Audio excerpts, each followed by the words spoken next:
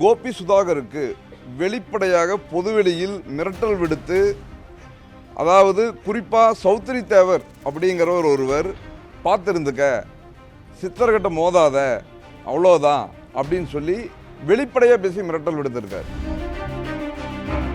கோபி சுதாகர் போன்ற சமூக விழிப்புணர்வை ஏற்படுத்தும், சமூக ஒற்றுமையை ஏற்படுத்தும் இந்த கலைஞர்களுக்கு அரசு பாதுகாப்பு கொடுக்க வேண்டும்.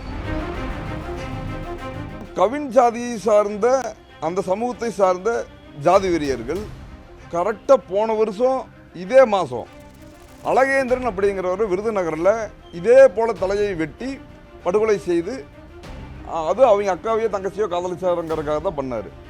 அப்படி என்றால் இந்த கோபி சுதாகருடைய கண்டிப்பு இந்த கவின் ஜாதிக்கும் சேரும். எம்ஆர் ராதா எப்படி இப்படி விழிப்புணர்வு நாடகங்களை எல்லாம் நடத்தி வந்தாரோ அதுபோல தான் கோபி சுதாகர் இப்போது செய்திருக்காங்க.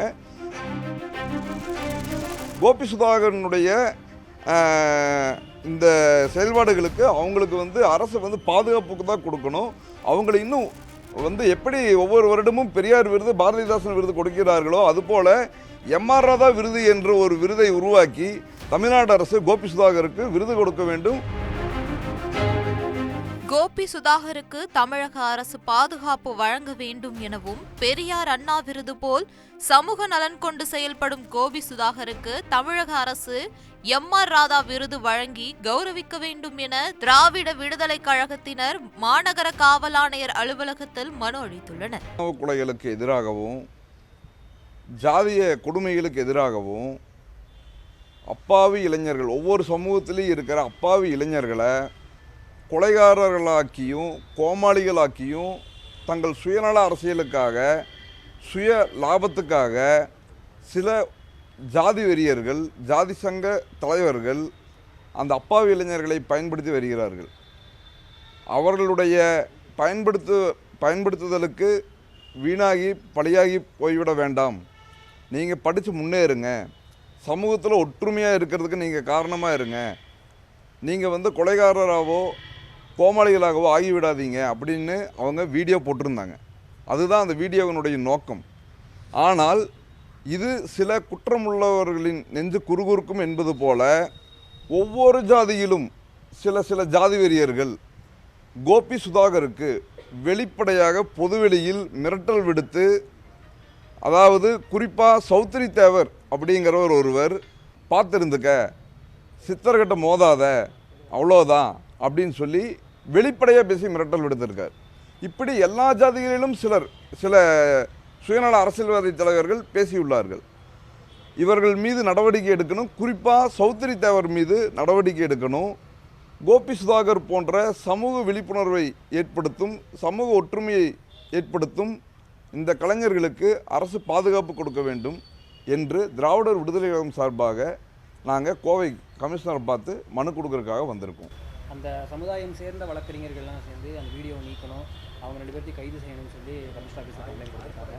ஒரு வாரத்தில் நடவடிக்கை எடுக்கப்படும் அப்படிங்கிற மாதிரி நீங்கள் சொன்னதாகவும், அப்படி இல்லை அப்படின்னா ரிட் மனு தாக்கல் செய்யப்படுறதாகவும் சொல்லியிருக்காங்க. அதை எப்படி பார்க்குறீங்க? இல்லை, அவங்க கொடுத்த பேட்டியை நான் பார்த்தேன்.